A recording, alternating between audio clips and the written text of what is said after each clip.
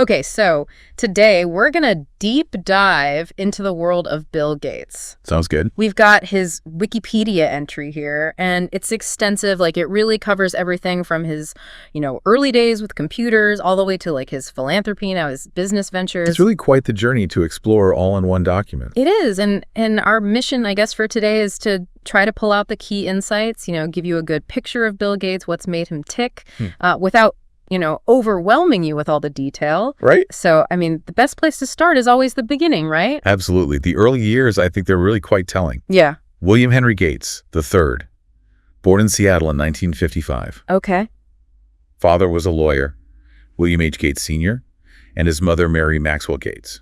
She was involved in leadership in First Interstate Band System and United Way. So it sounds like, a family that was kind of engaged in the community. Yeah, involved for sure. Yeah, and maybe that had some influence, on his own ambitions, I guess, later on. It makes you wonder. Yeah, for sure.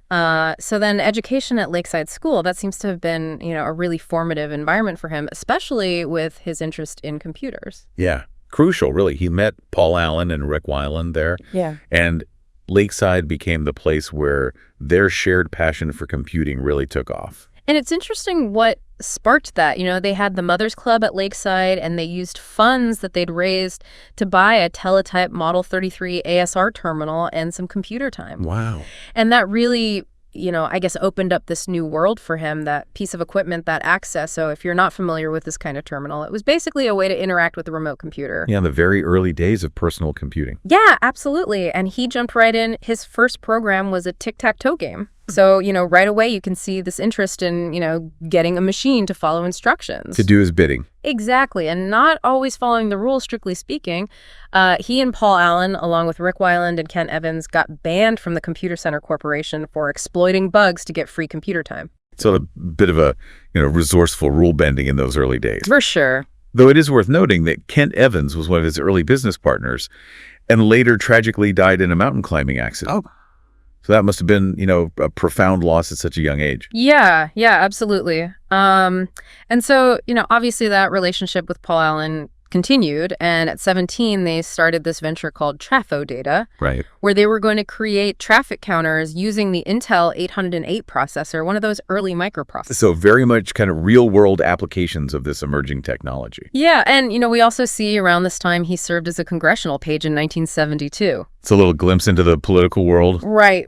And then academically, he was excelling. He was a National Merit Scholar and scored, really high on his SATs, 1590 out of 1600. Impressive. Really impressive. And so, he goes off to Harvard in 1973. Yeah. And, obviously another, pivotal environment for him, even though he doesn't end up finishing his degree. But he was there studying mathematics and even took some graduate level computer science courses. He even took the infamous Mat 55. Yeah, notoriously difficult. So, that just kind of shows you, the intellectual horsepower he had. Right. And of course, while at Harvard, he meets Steve Ballmer. Yeah. Another key player. Absolutely. And it's interesting to think, what those early interactions were like, knowing what they went on to do, together. It's fascinating to imagine. Yeah, absolutely. He also developed an algorithm for pancake sorting. Pancake sorting? Yeah, like, how to sort a stack of pancakes just by flipping sections of them. Oh, interesting. And, his algorithm held the record for efficiency for over 30 years. Wow. Which just, shows his, analytical mind going beyond just code. Right. Problem solving of various kinds. Exactly. But, the pull of this burgeoning personal computer industry was strong. And in 1975, he makes that decision to leave Harvard and co-found Microsoft with Paul Allen. And that is the start of, this massive next chapter. It is Microsoft founded in 1975 with the hyphen initially Microsoft, and it was in Albuquerque, New Mexico. Yep. And their first product was the Altair Basic for the Altair 8800. One of the very first personal computers that was available. Yeah, and BASIC was, a relatively user-friendly programming language. And what's remarkable is they developed this interpreter without even having an Altair machine, so they kind of simulated it. A lot of ingenuity there. Yeah, and foresight for sure, but, early success brings its own challenges. It always does. And, piracy became a problem pretty quickly. Right. And this led to him writing his open letter to hobbyists in 1976. Okay. And he basically argues that, software developers, they deserve to be compensated for their work just like any other creator. It's a pretty bold stance at the time, I imagine. Yeah, it was controversial for sure, but, it really laid the groundwork for the commercial software industry that we know today. Absolutely. And then in 1979, they moved the company to Bellevue, Washington, Okay. closer to, where both he and Allen had grown up.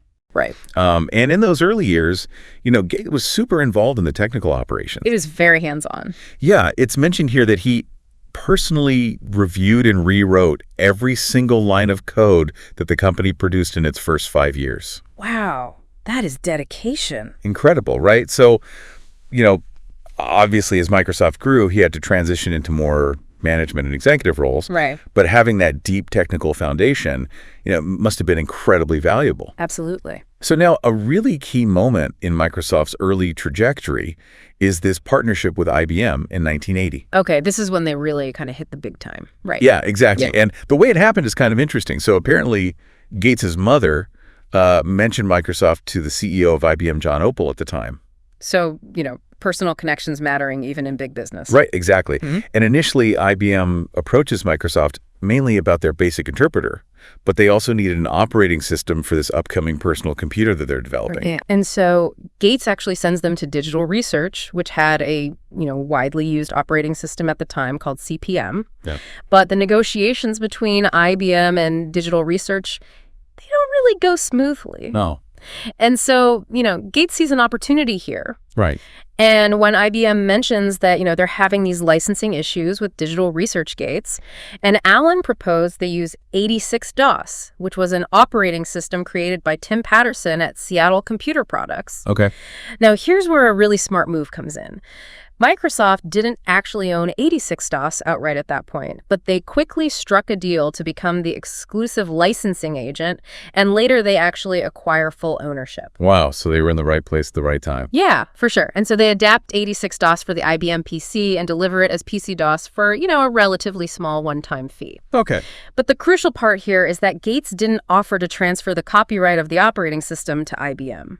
Okay, so he kept control. He understood that other manufacturers would probably start building computers that could also run IBM's software. Oh, And that's exactly what happens. IBM-compatible PCs running DOS, they become the industry standard. okay. And so Microsoft is in this position where they can now sell MS-DOS, which is their own branded version to all these other manufacturers. Right. So, that decision to hold on to the copyright, it was a stroke of genius, and it really fueled Microsoft's growth like crazy. Transforms them really Yeah. from, just a software vendor to, a dominant force. Yeah, exactly.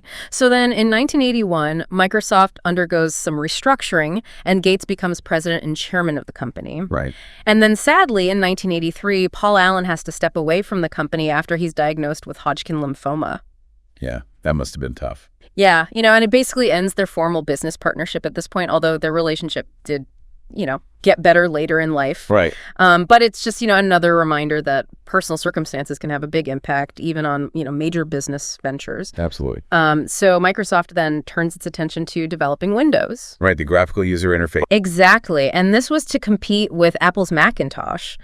And, back then, computer interfaces were mostly text-based commands. So a GUI, with icons and menus made computers a lot more user-friendly. Way more intuitive, right? Yeah, absolutely. And they also collaborate with IBM on another operating system called OS/2. Okay. But that partnership eventually dissolves because of disagreements about, where the software should go. And of course, Windows becomes the dominant operating system worldwide. It does. It's interesting to look at, it was Windows 95 that really integrated that graphical interface with the underlying DOS. Right. And that was released more than a decade after that IBM deal. Yeah. And then you've got Windows XP, another major milestone. And that comes out in 2001, a year after Gates steps down as CEO. Right. So he hands over the reins to Steve Ballmer, his old friend from Harvard. Right. And he continues as chief software architect until 2008, and then eventually steps down as chairman in 2014. Becoming a technology advisor to the new CEO, Satya Nadella. And then finally, he fully resigns from the board of directors in 2020. So a real evolution of his role at the company that he founded. Absolutely. A gradual shift. as his focus moves towards other things. And it's important to note that during the late 90s, Microsoft faces a lot of scrutiny and antitrust legal action over its business practices. So there were concerns about, Yeah. a monopoly situation. Yeah, essentially there were accusations that they were using their dominant position in the operating system market to unfairly compete in other software markets. Right. And, several courts did actually find against Microsoft on this. So some consequences there for the company. Yeah, it raised some serious questions about the responsibilities that come with that kind of market power. Absolutely. So let's shift gears a little bit and look at what he's been up to since his more active role at Microsoft's sort of decreased. Okay. And a major focus has been his philanthropy through the Bill and Melinda Gates Foundation, which is now just the Gates Foundation following their divorce in 2021. And it's the largest private charitable foundation in the world. The scale of it is incredible. Yeah, absolutely. And he hasn't completely left the business world behind. Right. He's founder and chairman of a bunch of other companies, Ben Cascade Investment, TerraPower, Gates Ventures, Breakthrough Energy. So still very much interested in, innovation and investment. Yeah, absolutely. And in 2010, he and Warren Buffett launched the Giving Pledge, Okay. which encouraged other billionaires to commit at least half of their wealth to philanthropic causes. A pretty major effort to encourage giving. It is, and he's also spoken publicly about his concerns about the potential risks of AI. Artificial intelligence. Yeah, which is, a topic that's increasingly on people's minds. Right. And he's also been pretty candid about what he sees as his biggest mistake, Which is... losing the mobile operating system race to Android. Wow. Which is, a pretty remarkable admission for someone who's had, the success that he's had. Yeah, it really shows you just how competitive that industry is. Yeah, and how fast things move and how you can, even major players can misjudge these crucial shifts. Absolutely. And in March of 2020, he stepped down from the boards of both Berkshire Hathaway and Microsoft to dedicate more time to his philanthropic efforts. Okay. And there was that Wall Street Journal report in May 2021 about his departure from the Microsoft board amid an investigation into a prior relationship with a staff member. So adding another dimension to his kind of transition away from the company. Yeah, for sure. So let's talk a bit about his business ventures and investments because they're pretty diverse. Okay. He's got significant stakes in companies like AutoNation and Canadian National Railway. He was actually the largest single shareholder in Canadian National Railway as of 2019. Wow. Okay. And he's become the largest private owner of farmland in the U.S. That's a big investment in a different kind of asset class. Yeah, for sure. And then he's also investing in climate-focused companies, so things like Carbon Engineering, which is working on technology to capture carbon dioxide directly from the atmosphere. And TerraPower, his company that's focused on developing advanced nuclear reactor designs. Interesting. And then he's also funding ventures like Impossible Foods, the plant-based meat alternative company, Right. and ResearchGate, which is a social networking site for scientists. Okay. And then Breakthrough Energy Ventures, which is specifically investing in early-stage clean energy companies. So this is a portfolio that seems to reflect, financial interests, but also this desire to address, big challenges. Absolutely. And his views on climate change and energy are quite detailed and interesting. Yeah. How does he see those issues? So he sees climate change and global access to reliable energy as deeply interconnected problems. Okay. And again, a big advocate for, increased investment in research and development to try and make clean energy, more affordable and widely available. Makes sense. Yeah. And back in 2011, he even said that if he had to choose between picking the next 10 presidents or ensuring environmentally friendly and cheaper energy, he would choose the energy. That is a very telling statement about his priorities. It really is. He believes that, a rapid transition to clean energy is possible because of, the speed of innovation. Right. But he argues that it requires a combination of, government funding for that basic research and then private sector investment in things like, next generation nuclear power and energy storage. Okay. So kind of a multi-pronged approach. Yeah, absolutely. And he's involved in initiatives like Mission Innovation and Breakthrough Energy. And he's called for, government-backed research institutes that are focused on clean energy. So similar to how the National Institutes of Health, support medical research. Okay. And then he's also, suggested some pretty ambitious ideas like wealthy nations shifting to 100% synthetic beef industries to cut emissions from agriculture. That's a significant proposition. Yeah, it is. Now, he has faced criticism, though. Go Beth. Well, for example, he's got this large stake in Signature Aviation, which provides services for private jets. Which are not exactly known for their low emissions.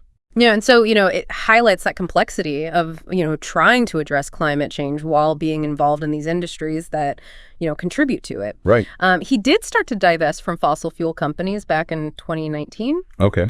And his reasoning was interesting. He said he didn't believe divestment alone would really do much, but he didn't want to personally profit from increases in fossil fuel prices if, his clean energy efforts failed. Interesting, a kind of moral stance. It is, yeah. And some people have described his overall approach to climate change as technological solutionism. So really emphasizing technological fixes. Right. Which, is a perspective that focuses on innovation, but it also raises questions about whether technology alone can solve these complex, societal and environmental problems. Right. And, TerraPower is working on its first sodium-cooled nuclear reactor project in Wyoming, which is kind of a, concrete example of this approach. Right. And he's also been very active in lobbying for things like the Inflation Reduction Act of 2022. And, he recognizes that potential to, reduce emissions. Okay. He even wrote an op-ed in the New York Times about it and, called it potentially the most important climate legislation in U.S. history.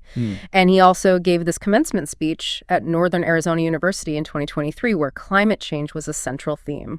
So that's something he's really putting a lot of energy into now. Absolutely. It is. So let's touch on his political positions because, they've garnered attention as well. Right. So just recently, in late 2024, he donated $50 million to Future Forward USA Action, which is a political action committee supporting Kamala Harris's presidential campaign. Wow, that's a significant sum. It is. And although he didn't formally endorse her, he did say that he believes, this election is different. Okay. And historically, he's expressed some skepticism towards, government regulation. Right. In 1998, during that antitrust case, he questioned the need for, more regulation of the software industry. And then in 2021, he commented on, the decisions by social media platforms to ban Donald Trump, saying that, a permanent ban would be a shame and kind of an extreme measure. Right. And he cautioned about the potential for, further polarization. So his views on free speech and the role of these online platforms are obviously very relevant. Yeah, they are. And then, during the pandemic, he faced criticism for suggesting that pharmaceutical companies should be able to hold on to their patents on vaccines. Okay. Which some argued would, limit access to those vaccines in lower income countries. Right. And he's opposed to the TRIPS waiver on vaccine patents. Yeah, it's an international agreement on intellectual property rights. And this waiver was proposed to temporarily suspend, patent protection so that you could have, faster and wider production of vaccines globally. Oh, I see. And, his stance on this, it aligns with his, long-held views on intellectual property protection. Right. He's also been pretty critical of cryptocurrencies like Bitcoin, arguing that they don't produce any valuable output and pose risks for less sophisticated investors. So not a fan of the crypto world. No, not really. But we really need to spend some time talking about his philanthropy because it's huge. To Gates Foundation. Yeah. As of 2025, his charitable contributions have reached $100 billion. Wow. 60 billion of that going directly to the Gates Foundation. That's incredible. It is. And his philanthropic model is partly inspired by the Rockefeller family. So they focused on addressing these large-scale global issues that don't always get enough attention or funding from governments. Right. And the foundation is organized into these different divisions, focusing on global development, global health issues within the U.S., global policy and advocacy. So their work covers a lot of different areas. Yeah, like what specifically? Well, things like combating infectious diseases like HIV, AIDS, tuberculosis, malaria, global vaccine initiatives, improving sanitation in developing countries, promoting agricultural advancements like golden rice to try and address vitamin A deficiency. Okay, a lot of different areas. And then also women's contraception and family planning programs in developing countries. Right. But they have faced criticism. Oh, yeah, about what? Well, in 2007, there were concerns about the foundation's investment portfolio because they had holdings in companies that were accused of, worsening poverty and environmental problems. Oh, wow. And so, they announced that they were going to review their investment strategy and look at social responsibility. But that review was later canceled, and their policy, remains focused on maximizing returns to support their work. Right. But, they do say they use shareholder voting rights to try and influence, company practices. So it's that balance between financial efficacy and ethical considerations. It's a tough thing. Yeah, and then, during the pandemic, he was a big advocate for face masks. He even made this analogy to, wearing pants in public. Try to normalize it? Yeah, exactly. And his foundation was really key in setting up the COVID-19 Therapeutics Accelerator, which was trying to speed up, development of treatments for the virus. Right. And, he's mentioned having frequent discussions with Dr. Anthony Fauci. So he's been, quite involved in the pandemic response. Absolutely. On a more personal level, he's also given substantial donations to various educational institutions like MIT, Harvard, Stanford. Wow, okay. And he's got this Reinvent the Toilet Challenge. Oh, that sounds interesting. It's aimed at tackling the global sanitation crisis by developing more sustainable and affordable toilet technologies. Oh, okay, that makes sense. And, he even drank water that had been processed from human waste to raise awareness. That is definitely a way to make a point. Yeah, it certainly is. And then he's also made big financial contributions to research into Alzheimer's disease. Okay. And he's publicly stated that he's going to leave the vast majority of his wealth to charity, and he plans to leave his children just $10 million each. Wow. Which, given his wealth, is a tiny fraction. It is. And he's also supported initiatives to make education more accessible, like free ebooks for graduates and college students, and partially funding OpenStax, which offers free digital textbooks. So, really committed to giving away, virtually all of his wealth. And he does those charity sports events, right? Like the Match for Africa, the Rugby Federation. Exactly. Using his influence, I guess. Yeah. So he's also a published author. He's written or co-authored a bunch of books that offer insights into his thinking. Like what kind of books? Well, you've got The Road Ahead Business at the Speed of Thought, How to Avoid a Climate Disaster, How to Prevent the Next Pandemic, and then his recent memoir, Source Code, which came out just this year in February. Right. And way back in 1989, he wrote the foreword to a book about the programming language. Yeah. So these books, they kind of give you a sense of his views on technology, business, global challenges. Yeah. So now on a personal level, he's a big reader. He's got a quote from The Great Gatsby engraved in his personal library. He enjoys bridge golf tennis, and his daily schedule is reportedly managed down to the minute. Very organized. Yeah, for sure. He built this famously large and technologically advanced Xanadu 2.0 mansion in Medina, Washington. Right, the one everyone's heard of. Yeah, exactly. And he's a collector. He purchased the Codex Leicester, which is a collection of, Leonardo da Vinci's scientific writings. Okay. And the painting Lost on the Grand Banks. Wow, some expensive purchases. Yeah, for sure. And in 2016, he revealed that he's colorblind. And then in May 2022, he tested positive for COVID-19. And then in his recent memoir, Source Code, he actually mentions his belief that he is autistic. Oh, wow. Which, it offers kind of a different lens, I guess, through which to understand some of his, characteristics. Absolutely. So he was married to Melinda French in 1994. They divorced in 2021. They've got 3 children, 2 granddaughters. And in February 2023, he confirmed that he was dating Paula Hurd. Yo. So, his personal life has obviously been in the public eye, especially, around the time of the divorce. And that kind of brings us to, his public image, which is, really evolved over time. It has, yeah. How so? Well, initially he was often portrayed as, this really ruthless and competitive businessman. Okay. But over time, particularly with, setting up the Gates Foundation, his image shifted to this more benevolent and philanthropic figure. Right. But then more recent events like the divorce and his involvement in the pandemic discussions, it's kind of led to, some shifts again in public perception with some more critical views emerging. It shows how, difficult it is to maintain a public image when you're someone with that kind of wealth and influence. Right, exactly. And there's also been accusations that, his financial contributions to different media outlets have influenced how they cover him. Okay. And then he's been the subject of tons of conspiracy theories, especially around the pandemic. Like what kind of things? Oh, that he was trying to implant microchips in people, that he was somehow responsible for the pandemic itself. Pretty out there. Yeah, absolutely. And he's actually commented, on how bizarre some of these claims are. Right. And in 2014, in an interview, he actually talked about his own religious and moral beliefs. Okay. and explained, that he was raised in a religious household and that his philanthropy is driven by, a moral conviction to reduce global inequality. So his beliefs are really informing his actions. Yeah, absolutely. Okay, so we've got to talk about his wealth. Right, the big guy. He became a billionaire in 1987, the youngest person to ever reach that milestone at the time. Wow. And he held that top spot as the world's wealthiest individual for many years between 1995 and 2017. Yeah.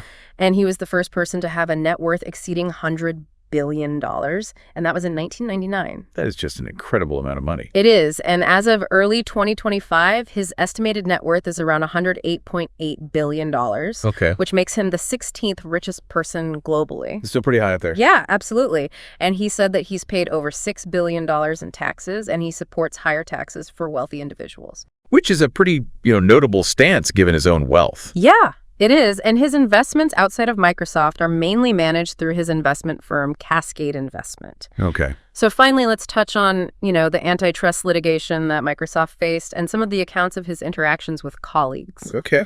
So his deposition testimony during the 1998 United States versus Microsoft case, it was described as evasive, and he even admitted to being rude during those proceedings. Okay. And his management style in those early days, it was reportedly very demanding. Right. He had that reputation. Yeah, and he had a reputation for being hard to get a hold of and for being very direct and confrontational in his communication. Right.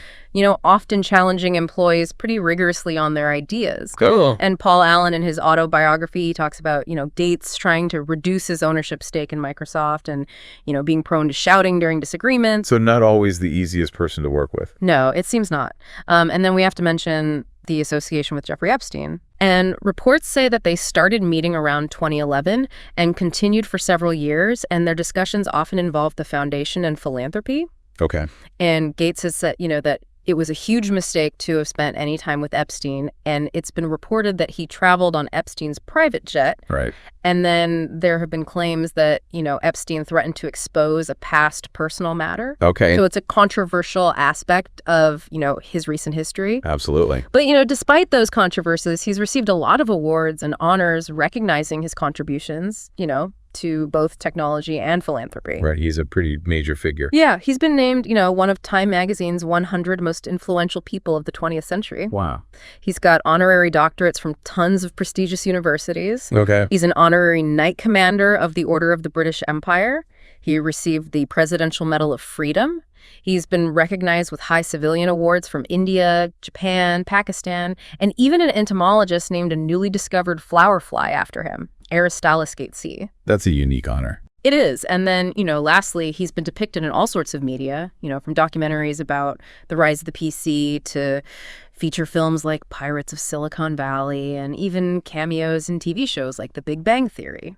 So very much a pop culture figure as well. Absolutely. So as we kind of wrap up this deep dive, it's clear his journey is remarkable, groundbreaking innovation, unprecedented business success, and then this major shift toward, global philanthropy. Right. So, from that early fascination with programming to building a software empire and now dedicating his resources to these huge challenges, his impact is undeniable and it keeps evolving. It's really quite the story. Yeah. And for you, the listener, maybe the takeaway is, understanding the strategy behind that IBM deal, or just the sheer scale and ambition of his philanthropy, or maybe it's the, complexities and contradictions in his public persona. There's a lot to unpack.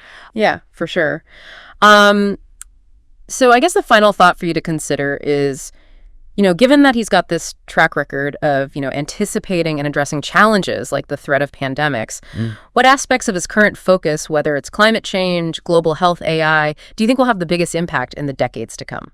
And what role might you play in those areas? Thanks for joining us for this deep dive. Yeah, thanks for listening.